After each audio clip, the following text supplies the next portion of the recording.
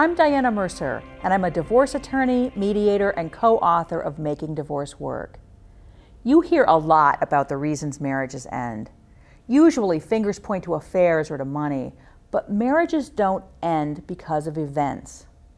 In 20 years of practice, we've found that divorce occurs when two people, for whatever reason, have looked for satisfaction outside of the marriage.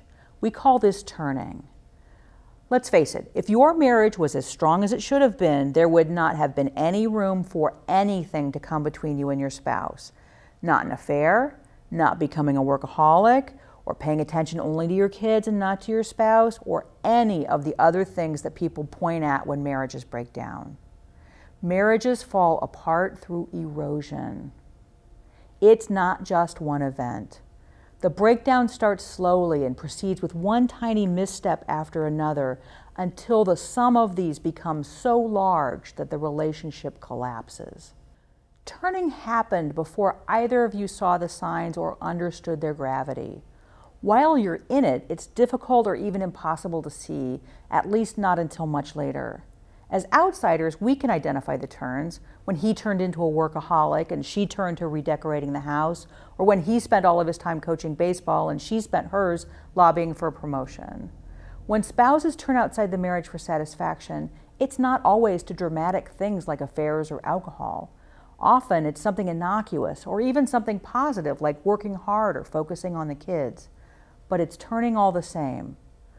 The first stage of the breakdown occurs when one or both spouses realize that they're not getting a need met by the marriage.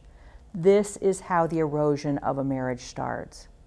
When you got married, your relationship probably met the needs that were most important to you. But as time went on, you let things slip. You stopped dressing up and you went out less and less. Maybe you quit talking. Let's face it, that's the way a lot of relationships work.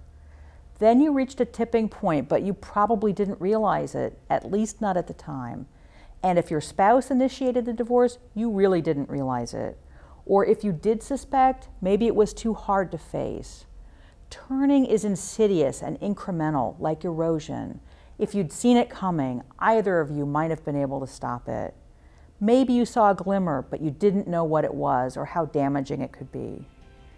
Turning happens. Both spouses have a role in it, and it's nobody's fault.